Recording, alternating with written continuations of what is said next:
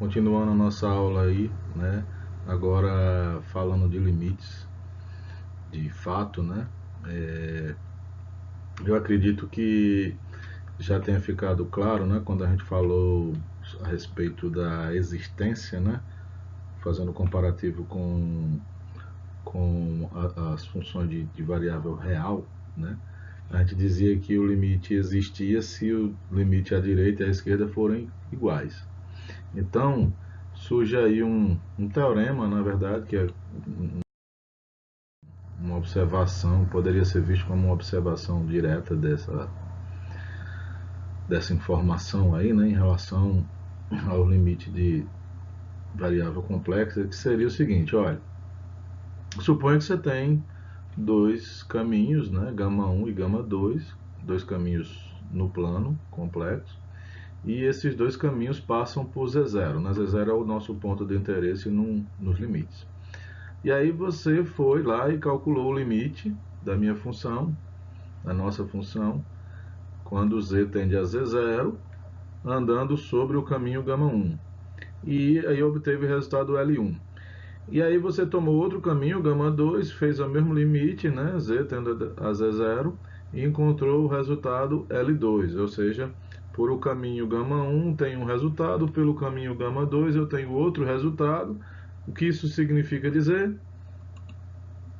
Né? Suponha aí que o L1 é diferente do L2, é que o limite da nossa função, quando z vai a z0, não existe. Tá? Esse eu acho que é bem óbvio. Esse resultado você tem lá para a função de duas variáveis, ele aqui está somente transcrito para função complexa, para a função de uma variável complexa. Tá ok? Então, essa é uma maneira de provar a não existência. Tá legal? Dois caminhos com resultados diferentes significa que o limite não existe, acabou-se, morreu o boi. E aí, o que acontece se você pegou dois caminhos e o limite deu igual? Significa nada, tá bom? Professor, eu peguei 3, eu fui adiante, peguei 4, peguei 5, deu sempre o mesmo resultado. Significa o quê? Nada.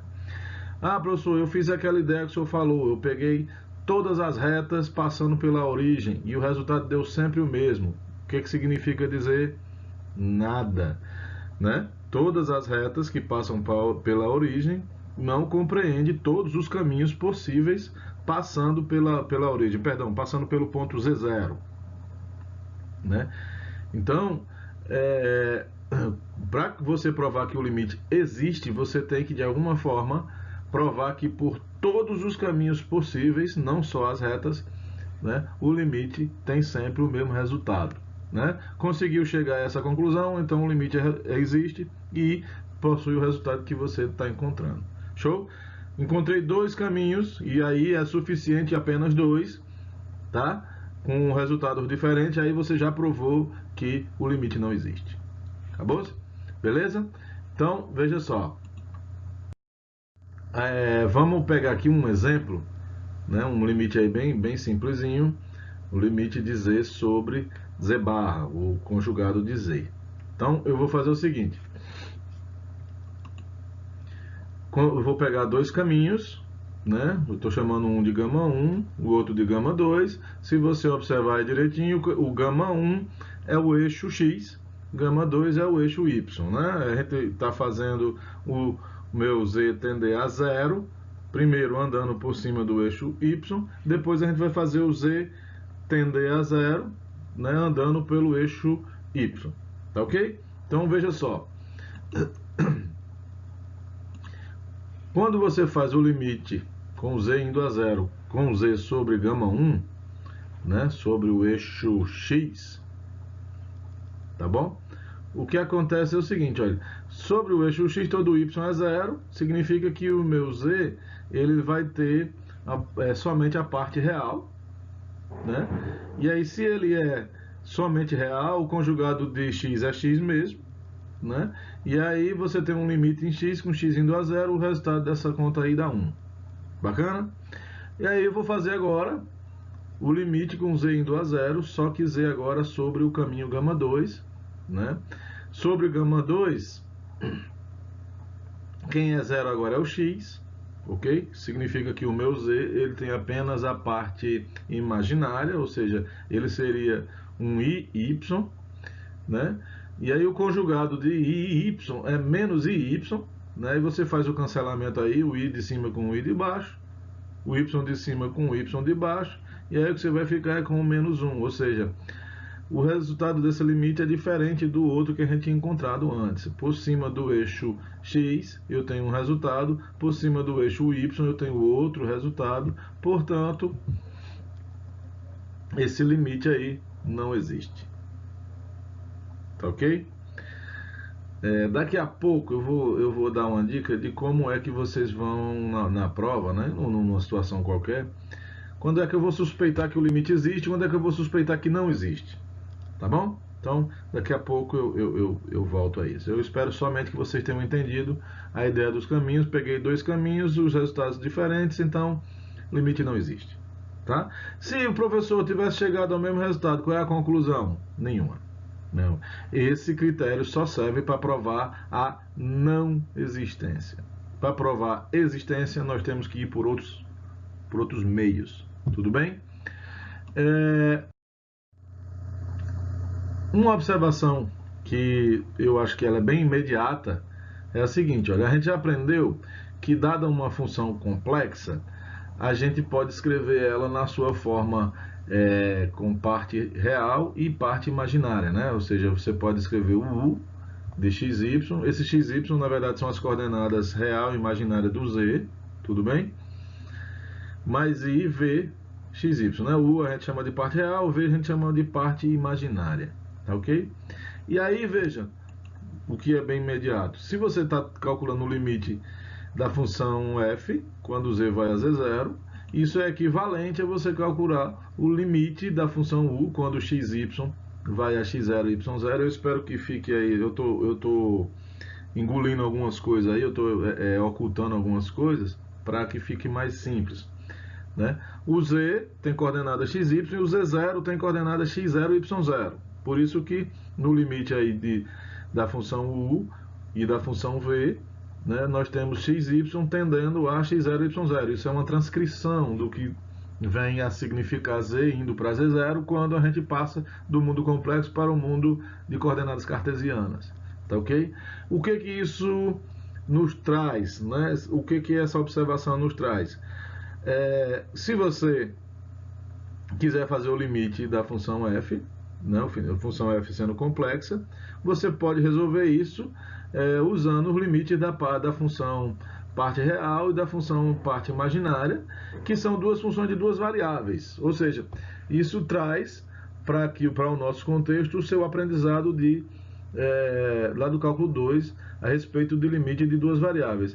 Eu acho essa observação, assim, ela é puramente teórica, porque, assim, para mim, não sei se vocês vão discordar de mim, ela não tem ganho nenhum. Por quê? Porque, eu não sei se vocês lembram, lá dos números, lá do cálculo 2, né, das funções de duas variáveis, limite em duas variáveis, o que nós tínhamos como propriedades e regras que eram úteis para o cálculo de limite em duas variáveis. Veja só. Eu vou tentar aqui lembrar para vocês, né, as regras que nós tínhamos. Então, suponha que você conhecesse o limite da função f, né? F agora eu estou supondo uma função de duas variáveis, e o limite da função g. Então suponha que você conhece que esse limite existe quando xy vai para x0 e y0, né? E você sabe calcular. Veja de onde é que eu estou partindo, né? Você tem duas funções e você sabe calcular, tá ok? E aí o que você tinha era o limite da soma, é a soma dos limites, né? Isso vale para a diferença também. Quando você multiplica a função por uma constante, né, no limite, essa constante pode sair fora e ficar ao lado multiplicando. O limite do produto de duas funções é o produto dos dois limites. E o limite da divisão é a divisão dos limites, desde que o resultado do limite que está embaixo não seja zero. Tá ok? Aí, fora isso daí, Tudo que nós tínhamos além disso, dessas 4 propriedades, era o seguinte: teorema do confronto, né?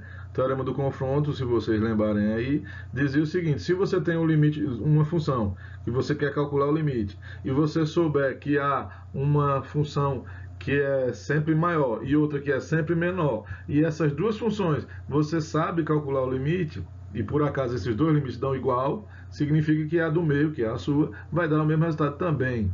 Tá bom? Ou seja, remete a um teorema que também precisa que você saiba resolver o limite de duas funções, uma limitante superior e uma limitante inferior. Tá? E tinha também uma consequência do teorema do confronto que dizia o seguinte: olha, se uma é limitada e a outra vai para zero, o resultado todo vai para zero. Era tudo. O custo de limites em cálculo 2 se resume a essas 4 propriedades que você tem aí na tela e o teorema do confronto e a sua consequência, o seu corolário. Tá bom? Então, lá em cálculo 2, lidar com funções de duas variáveis em seus limites era, na maioria das vezes, provar que esses limites não existem. Na maioria dos casos, a grande maioria era provar que nós não tínhamos uma existência para o nosso limite. Então, veja, a grande maioria dos problemas de limite, eles surgem nessa propriedade número 4, tá bom? Porque, na verdade, é quando a gente não pode usá-la, né? Quando é que eu não vou poder usar a propriedade número 4? Quando o de baixo dá zero. Então, aí daí surge toda a nossa infinidade de problemas que nós temos, surge daí, né? Você, em geral, vai ter uma divisão, o de baixo dá zero, e, basicamente, o limite ele surge para responder essa pergunta. E aí, como é que nós fazíamos lá no cálculo de uma variável, né, real? O que a gente fazia era, usa os algebrismos que nós temos a nosso dispor e tenta fazer essa divisão modificar. Ela tenta fazer ela ter outra cara, onde essa nova cara não tenha um zero na parte de baixo, né? E aí, assim, era até gostoso lá no cálculo 1 fazer isso, porque os algebrismos, com o passar do tempo, a gente acaba se assimilando, acaba entrando no sangue. Então a gente usava os produtos notáveis, a gente usava, eu vou botar em evidência, vou cancelar um de cima com um de baixo, e aí vou fazer divisão de polinômio. Todas as nossas estratégias elas giravam em torno disso, né? Aí por que quando vai para duas variáveis isso deixou de funcionar? É simples, porque quando você tem duas variáveis, uma expressão com duas variáveis em cima e uma expressão com duas variáveis embaixo, quase todas essas artimanhas que nós tínhamos não funcionam. Não funciona. Tá certo? Não é fácil você botar em evidência coisa de duas variáveis. Não é fácil lhe dar um polinômio de duas variáveis e dividir por outro polinômio de duas variáveis. Tá entendendo? Então, por conta disso, o limite em duas variáveis ele é tão difícil. E eu acho que assim, trazer essa relação aqui para o nosso curso não há ganho nenhum. Não trouxe ganho nenhum. Eu coloquei assim mesmo para que vocês, só para que vocês percebam que na verdade o que temos é um limite de duas variáveis. De duas variáveis. E aí, para que a gente consiga resolver, a gente vai ter que ter um ganho. A gente vai ter que sair algum coelho da cartola, porque não saindo esse coelho da cartola, a gente esbarrou aí no mesmo canto que a gente estava barrado lá no cálculo 2. Tá bom? E aí, veja, haverá esse coelho aí na cartola. Né? Acredite em mim, tá? E ele é bem simples, não é a monstruosidade que a gente poderia pensar. Tudo bem? Aí, vejamos.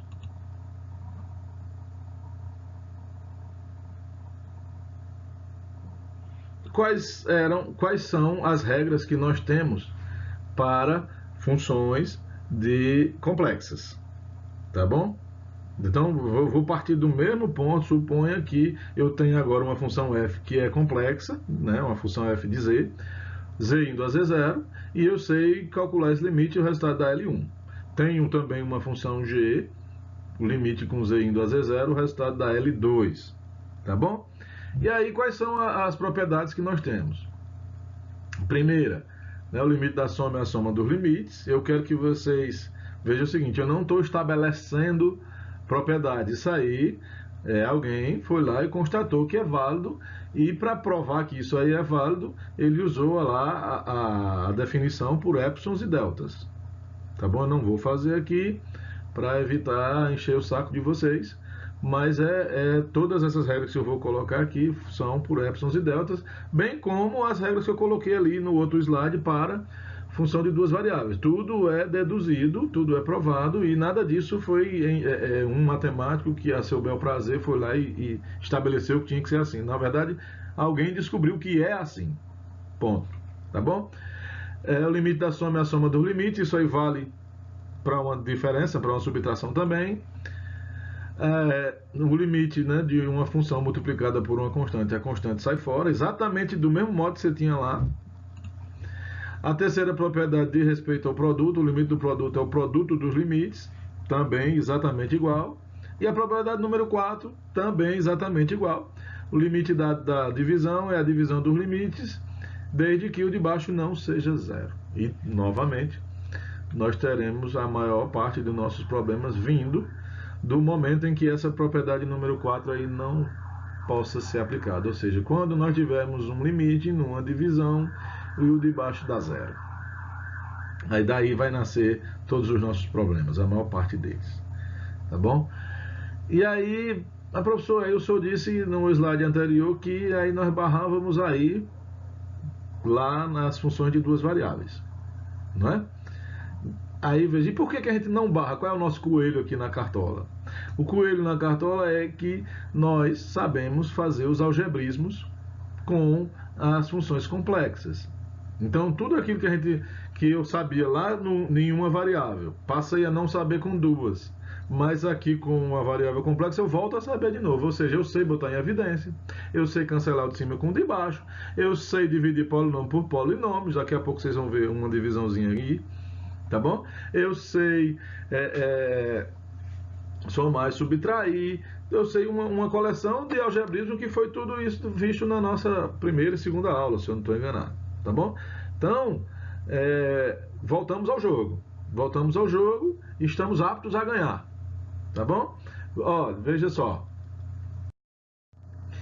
Eu vou começar aqui, eu vou chamar de tijolinhos básicos, são dois. Tá bom? Vocês vão achar bem ridículo, eu espero que achem mesmo, porque são extremamente fáceis, extremamente simples, mas são com esses dois que nós vamos construir os resultados necessários para o conhecimento de limite necessário para a nossa primeira prova. Então veja só, o limite de uma constante, quando o z vai a z0, vai ser essa própria constante. Óbvio, né? E vocês já sabiam disso para a função real. Na verdade, o c é uma função real, eu só estou olhando para ela como se fosse uma função complexa, mas na verdade ela é uma função real. E o que eu estou estabelecendo aí não é nada novo, vocês já sabiam. Tá bom? Mas vamos provar aí por epsilon e delta, né? Seja epsilon maior que zero, eu tenho que encontrar um delta. Aí veja a maracutaia que a gente faz em geral, né? Esse delta a gente finge que sabe, não sei quanto é, mas eu vou agir como se soubesse, né? Quando eu chegar lá no final, eu vou descobrir qual é o valor que ele teria que ser, que eu teria que saber agora. E aí eu volto, ponho aí no lugar que está a interrogação e faço de conta que eu sabia desde o início. Tá bom? É assim que todo mundo faz. Tá bom? Então, tome delta igual a essa interrogação aí e suponha que o módulo de z menos z0 seja menor do que delta. Tá bom? Esse delta é meu, eu tenho poder sobre ele, eu posso escolher o que eu bem quiser. Eu vou escolher um que seja adequado para os nossos objetivos. Qual é o nosso objetivo? Eu tenho que provar que, feito essa escolha aí do delta, que a gente não sabe nem qual é, o módulo de f de z menos c tem que dar um resultado lá, né? Qual é o resultado? Eu tenho que provar que isso é menor do que o epsilon que foi dado aí no início, tá bom? Então eu não posso simplesmente dizer que é, eu tenho que provar que é. Então, nós vamos pegar o módulo de f de z, no caso aí a função dentro do meu limite é a função constante, c. Então eu vou expandir aí, manipular esse módulo aí até chegar à conclusão de que isso é menor do que epsilon para uma escolha específica do delta. Tá bom? E aí eu vou escolher o delta que faça isso ser verdade. Tá bom? Então, Isso aí vai me dar o módulo de C menos C. O módulo de C menos C é zero. E zero é menor do que delta. Eu acho que ninguém vai discordar disso, né? E aí eu queria que isso aí fosse menor que delta e é, ó. Não precisei fazer força nenhuma. O que significa dizer é que eu posso escolher qualquer coisa para o meu delta, que isso daí vai ser menor do que epsilon. Provei, né, que o limite da constante, quando z vai a z0, é uma constante. Então, pessoal, não fiquem assustados, eu não vou cobrar de vocês resolução do limite por epsilon e delta, eu só quero que vocês acreditem em mim, né? Vejam o uso uma vez na vida, como é que se faz, e isso aí é verdade, não é a vontade de alguém, isso aí é um fato, tá bom? O nosso segundo tijolinho, ele é bem básico também, diz o seguinte: o limite de z, quando z vai a z0, é z0. Vocês também já conheciam isso para a função real, tá bom? E aí nós vamos fazer a mesma brincadeira, né? Suponha que você tem um epsilon maior que zero e tome delta igual, não sei o que, vou ter que descobrir, depois eu vou voltar aí, vou colocar o que faz essa brincadeira dar certo e vou fingir que eu sabia desde o início. E suponha que o módulo de z menos z0 é menor do que esse delta que eu ainda não sei quem é. Show? Aí nós vamos calcular o módulo de f de z menos z0. Observe que o f de z, nesse caso agora, é z, tá? É o que está dentro do meu limite. E aí, isso fica o módulo de z menos z0, que eu estou supondo que é menor do que delta. Eu gostaria que isso daí tivesse chegado à conclusão que é menor do que epsilon, tá bom? E como eu posso escolher o delta da forma como eu quiser, né? Ele só precisa ser maior que zero. O que eu faço para que esse módulo fique menor do que epsilon? Eu acho que é bem óbvio aí, né? É só você escolher o delta igual a epsilon e aí você tem, né, o módulo de f de z menos z0 menor do que epsilon, como nós gostaríamos que fosse. Bacana? Então você tem essas duas verdades aí. O limite de uma constante é ela mesma, o limite de z, quando z vai a z0, dá z0. Nada novo. Nada novo, tá bom? Bacana? Aí veja só o seguinte. Deixa o meu computador destravar aqui. Ele está com essa palhaçada. Suponha que você tivesse um limite de z quadrado, quando z vai a z0. Aí você vai pegar a nossa terceira propriedade de respeito ao produto de duas funções. Então, z quadrado é z vezes z. Então, isso aí fica o limite de z vezes o limite de z, quando z vai a z0. E aí você tem o nosso tijolinho, nosso segundo tijolinho aí duas vezes. Significa que isso, o primeiro dá z0, o segundo dá z0, e isso aí é z0 ao quadrado. Tranquilo? Eu poderia repetir esse processo e fazer com z ao cubo. Então, o que você teria seria o limite de z, limite de z, limite de z, né, o meu tijolinho aí 3 vezes. Isso vai me dar z0, z0, z0, que é o z0 ao cubo, e fechou a nota. Tranquilo? Ah, professor, isso aí o senhor vai passar o resto do dia fazendo isso aí. Eu posso fazer para qualquer valor inteiro, qualquer natural, qualquer potência natural que você coloque aí em cima do z. Verdade. Então, suponha que você faça para um z elevado a n. Aí o seu limite vai ficar o produto de n limites aí, não é assim? Produtório, como se chama. Cada um desses limites vai dar z0, e isso aí é z0 elevado a n. Isso é válido para qualquer n dos números naturais. Bacana? Inclusive vale para o zero, né? Porque se o n for zero, ali dá uma constante, e o limite da constante é a constante. Tá bom? z0 elevado a zero é a constante. Então funciona também. Show? Então, estou só usando meus tijolinhos, né? Na verdade, só estou usando um, né? Nem usei o primeiro ainda. Continuemos aí na nossa construção. E aí, veja, e se eu pegar agora, já sei calcular o limite de z elevado a n, e se eu pegar c vezes z elevado a n? Aí você vai usar a nossa segunda propriedade, que diz o seguinte: o C pode ser posto fora, né? Desde que eu saiba resolver o limite do que ficou. E eu sei resolver isso aí, é Z0 elevado a N com o C multiplicando. Bacana? Então, só pegando a minha construção e levando ela adiante. Se eu pegasse agora um polinômio de grau 2 na variável z, tá bom? Z é um número complexo. Essas constantes que você tem aí, A2, A1, A0, também são números reais fixos, não são variáveis, tá? E o z indo a Z0. Aí agora você vai fazer o seguinte: você vai usar a primeira propriedade, transforma esse limite aí na soma de três limites, tá bom?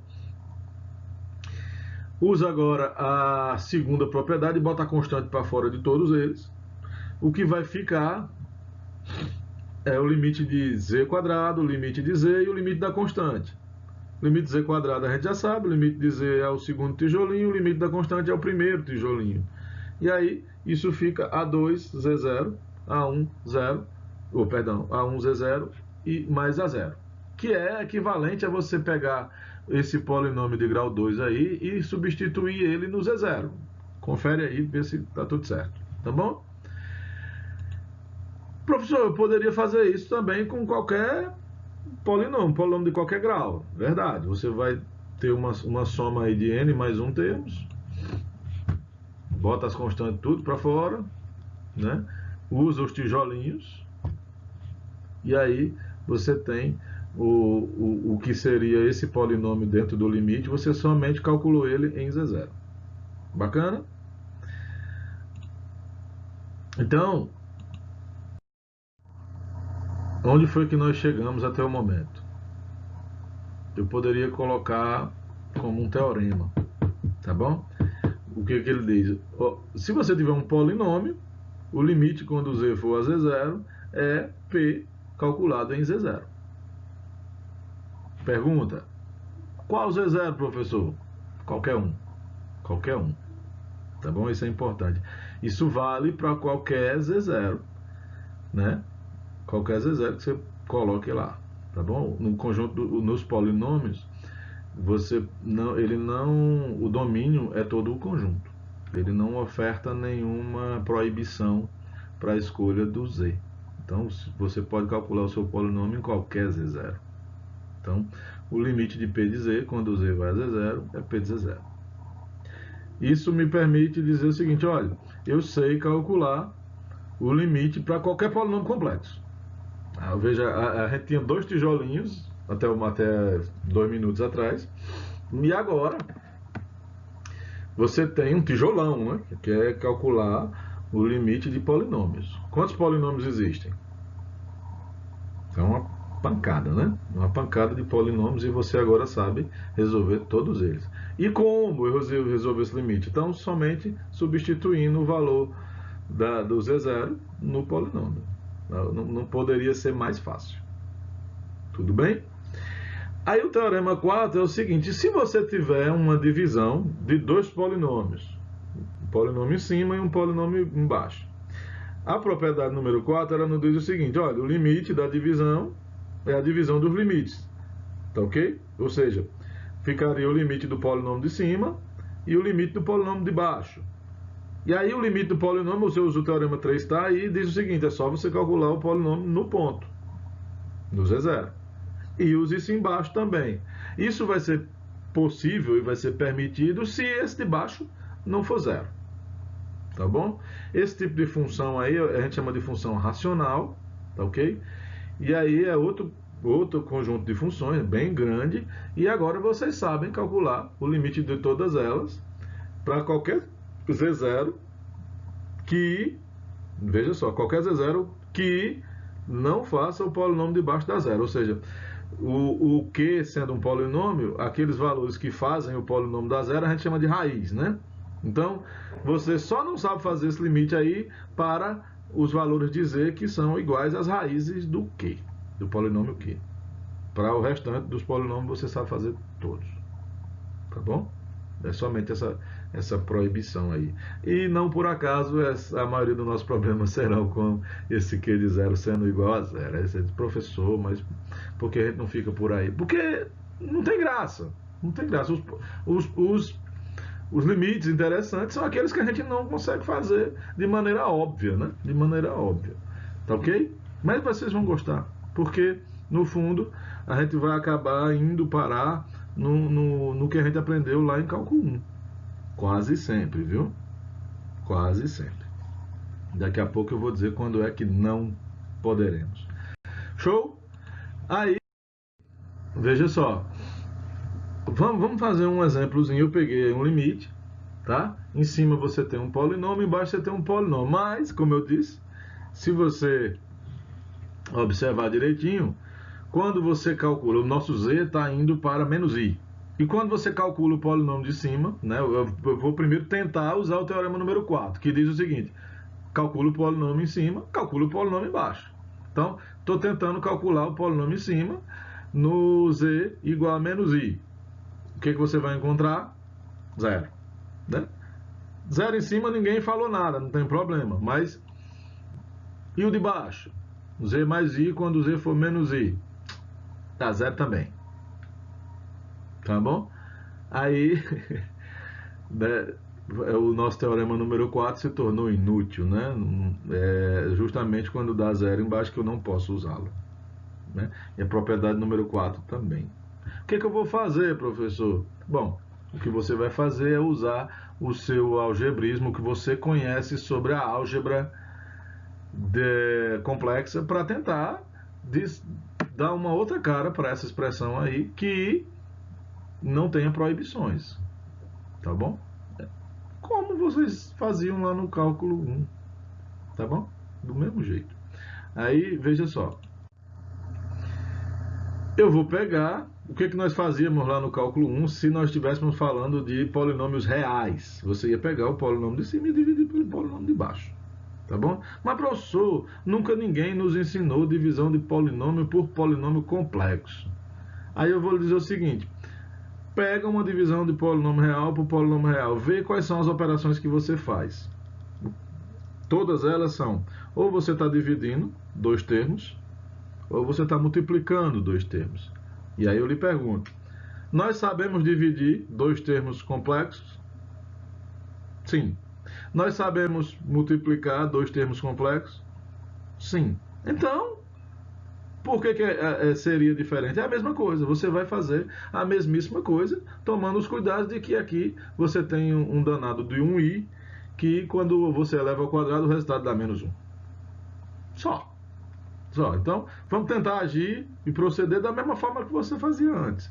Como é que a gente fazia uma divisão polinômio-polinômio? Você pega o polinômio de grau, o termo de grau maior do dividendo e divide pelo termo de grau maior do divisor.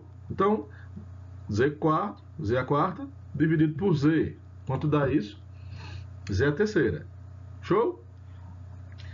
Tendo encontrado o z a terceira, o que a gente faz? Né? Lá. Exatamente do mesmo jeito. Por favor, não criemos pânico. Tá bom? Multiplica. Multiplica o z ao cubo por todo o divisor. Então, você vai fazer z ao cubo vezes z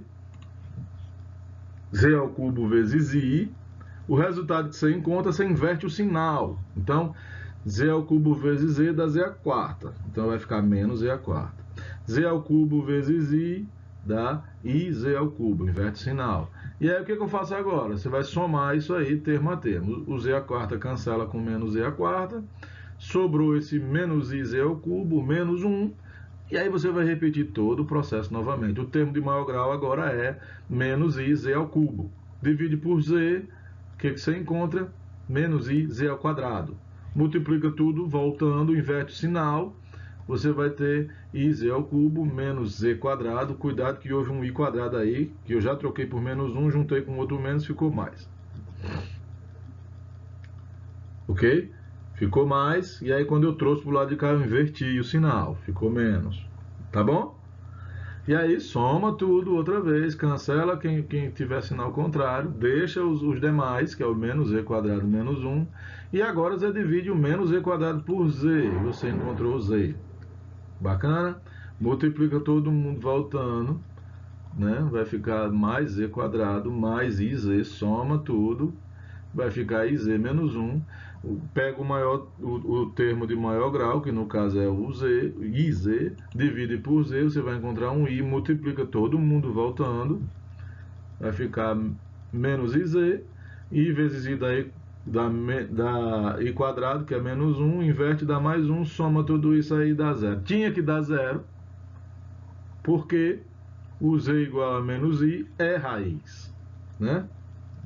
Então deu, chegamos onde a gente esperava chegar. E aí, veja, qual é a nossa conclusão?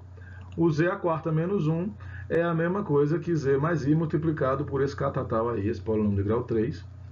Professor, eu fiz isso sem ter a certeza se funcionava, eu não sabia, nunca ninguém disse para mim se valia ou não valia.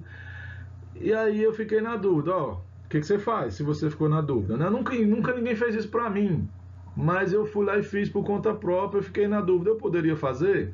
Aí veja só, como é que você responde essa pergunta sozinha? Você está dizendo que Z a quarta menos I, menos 1, é esse produto. Como é que você faz para verificar se é verdade? Faça esse produto, multiplique ele. Multiplique, some, faça toda a álgebra que você conhece, e aí no final você vai ver que se você multiplicar Z mais I por esse polinômio de grau 3 aí, você vai chegar em Z a quarta menos 1. É bom que você testasse, é bom que você fizesse, tá bom? Para você ter a certeza de que o que você fez é de fato válido. É a maneira como você faria estando só, sem ter ninguém para lhe ajudar, tá bom? E aí, veja, nós vamos proceder da mesma forma como a gente fazia no limite lá de uma variável. Como? Eu vou voltar lá no meu limite e vou trocar o Z a quarta menos 1. Deixa eu só meu computador responder aqui. Tá? Z a quarta menos 1 eu vou trocar por aquele produto que a gente alcançou na nossa divisão de polinômios. Posso cancelar o de cima com o de baixo? Sim ou não? Quando você está fazendo o cancelamento, o que você está fazendo é, eu estou botando de baixo aqui 1 sobre Z mais I em evidência, estou botando ele ao lado, estou botando Z mais I também, aí você está cancelando um número com seu inverso, que a gente já sabe que dá 1. Então, o cancelar é algo permitido, faz parte da álgebra complexa. Tudo bem? Nada de novo.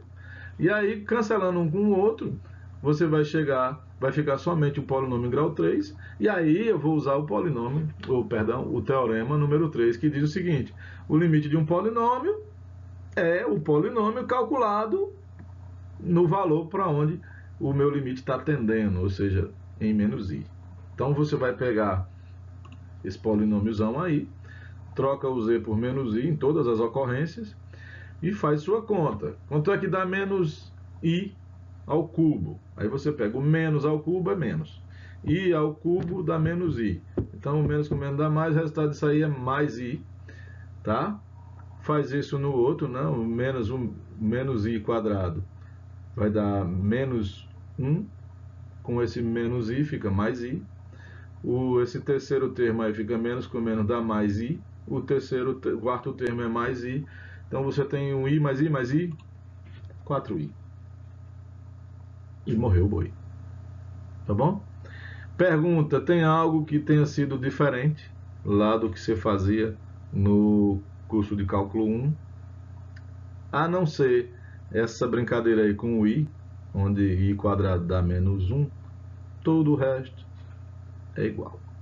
Professor, então eu posso agir exatamente da mesma maneira como eu fazia lá no cálculo 1? Sim, sim, sim, sim. Aí a história dos caminhos, professor. Quando é que eu vou recorrer à ideia dos caminhos? Tá bom? Olha só. O que nós estudamos até agora? Né? Você só tem poucas possibilidades para aparecer dentro dos seus limites, tá bom? Os mocinhos, os caras bacanas, são os polinômios, tá bom? Então toda vez que você tiver polinômio em cima, polinômio embaixo, ou somente um polinômio, você vai proceder usando o teorema 3, teorema 4 e as simplificações algébricas que você sabe fazer, que são as mesmas que você sabia lá no cálculo 1. Show? Agora, veja, fora os polinômios, quem mais pode aparecer na nossa prova? Veja, nós não estudamos nenhuma outra função, eu não posso falar Em trigonometria, seno complexo, cosseno complexo, eu não posso falar em exponencial. A gente vem falando de exponencial não como função, mas como operação. Também não posso falar. Eu não posso falar de logaritmo. Eu não posso falar de funções inversas, arctangente, nenhuma dessas. Nós não conhecemos, a gente vai estudar. É o próximo capítulo, são as funções que vem adiante. Então, fora os polinômios, o que mais pode aparecer na nossa vida, aqui na nossa prova? Tá? Veja, as funções que apareceram para vocês até agora, e são as estranhas, né? Você tem uma função que a gente chama RE de Z, que é a parte real de Z, a função IM de Z, que é a parte imaginária de Z, você tem a função arg de Z, com A maiúsculo, que é o argumento de Z, você tem a função conjugado, tá certo? Que é o Z com a barrinha em cima. Todas essas aí são funções estranhas. São funções estranhas. Não, você não pode achar que vocês são polinômios. Não são. Não são. E aí, a dica que eu dou é o seguinte: toda vez que você tiver algum limite, e no meio da expressão aparecer uma dessas funções aí, dessas estranhas, o que você tem que suspeitar é que o limite não existe. Professor, o senhor está dizendo que sempre vai não existir. Não é isso.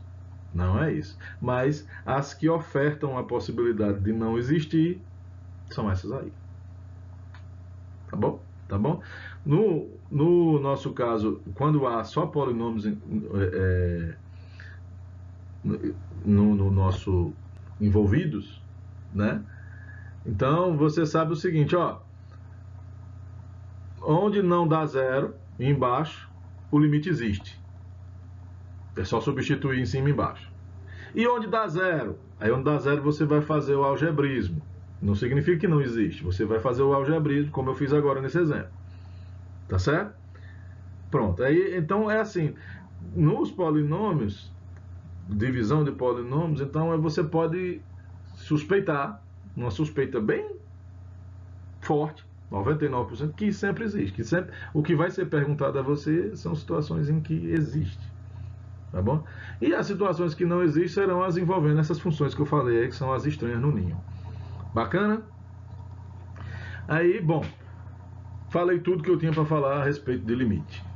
O que nós temos para falar agora, professor? E aí nós vamos falar de forma bem rápida, porque vai recorrer à ideia de limite. Então é um conceito novo, mas que para resolver ele eu preciso do limite. Então,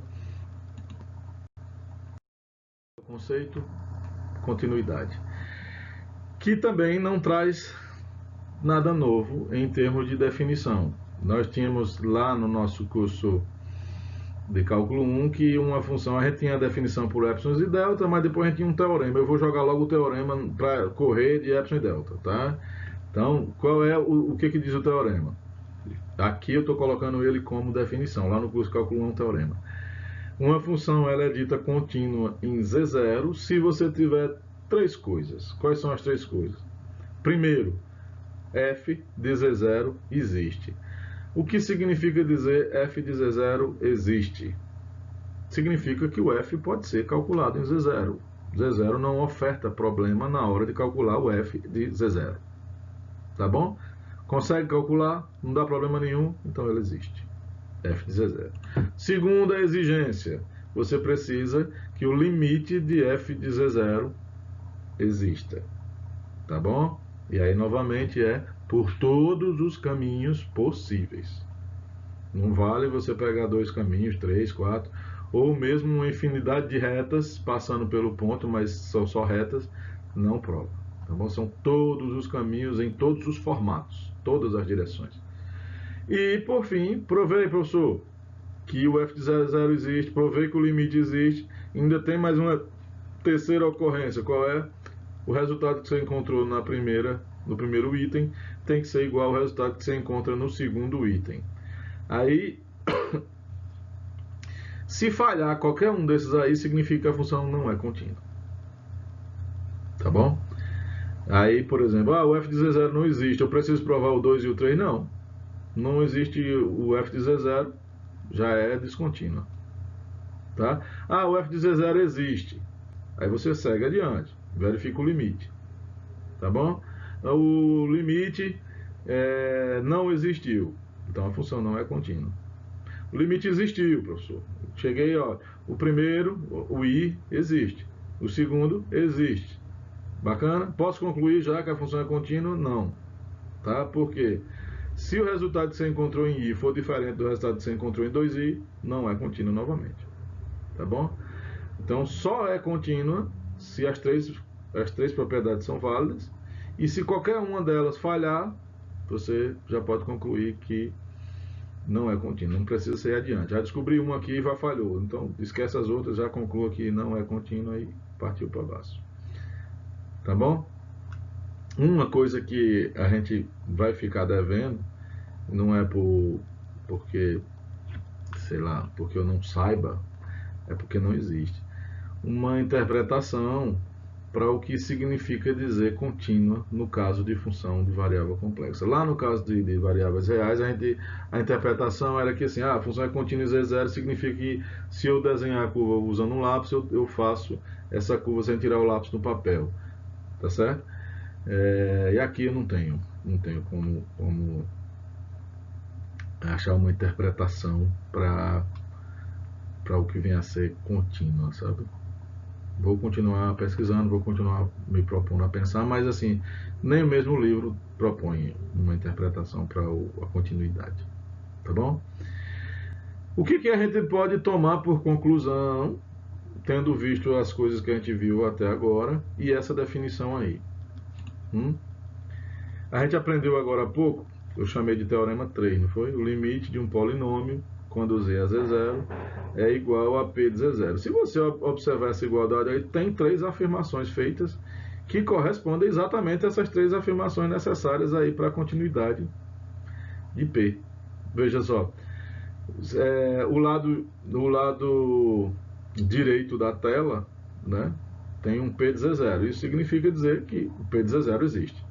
O lado esquerdo da tela tem o limite de P de Z com Z vai Z0, dizendo que isso dá igual ao P de Z0, ou seja, o limite existe. E, por fim, a igualdade é verdadeira. Então, essas três coisas aí que são exigidas para uma função f, o polinômio P atende.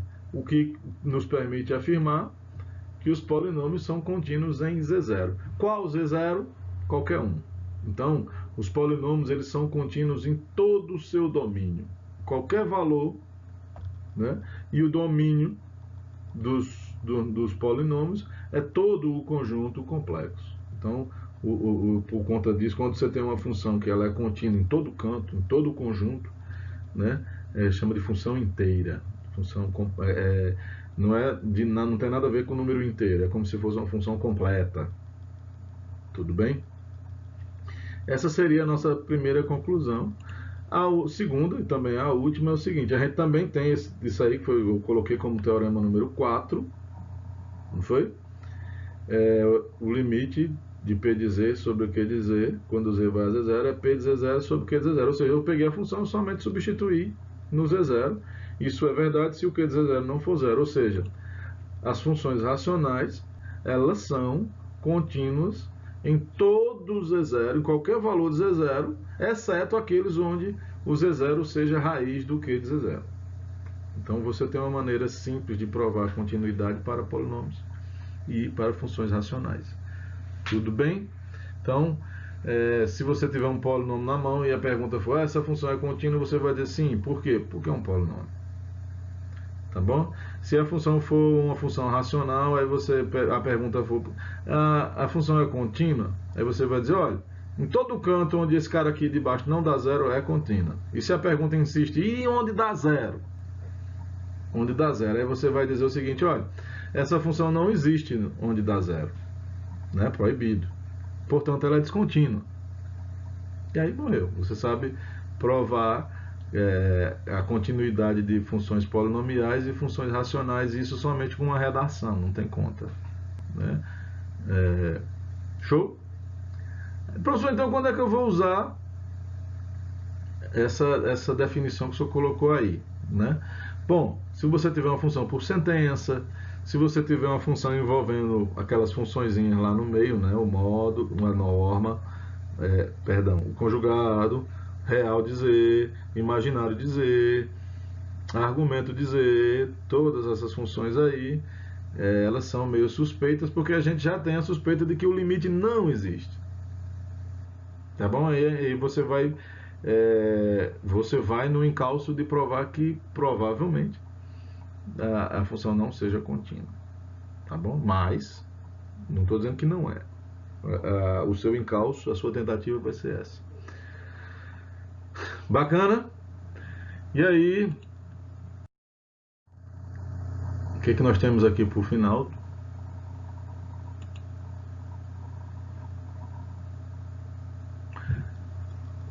Um teorema que é útil, né? Nesse momento não vai ter muita utilidade, vai ter lá na frente quando eu souber conhecer outras funções. Então, se você tem duas funções e você sabe que elas são contínuas em Z0, então o teorema diz o seguinte: olha, multiplica uma função por uma constante, o resultado é contínuo.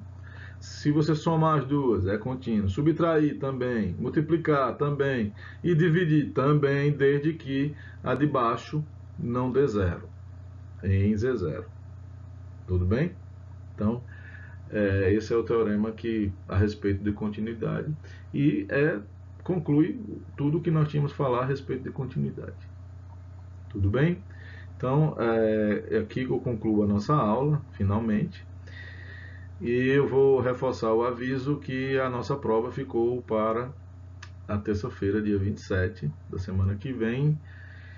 E o conteúdo da nossa prova vai até aqui, até esse ponto. Qualquer coisa que eu venha colocar, não sendo resposta para dúvidas, né, qualquer coisa de conteúdo novo é para a próxima prova. Perdão, a segunda prova. Tá ok? Então, um abraço a todos, bons estudos, mandem suas dúvidas e é provável que antes do dia da prova, ou de manhã ou um dia antes, eu coloque lá alguns avisos de como será a nossa prova. Tá bom? Um abraço a todos, fiquem com Jesus e até a próxima.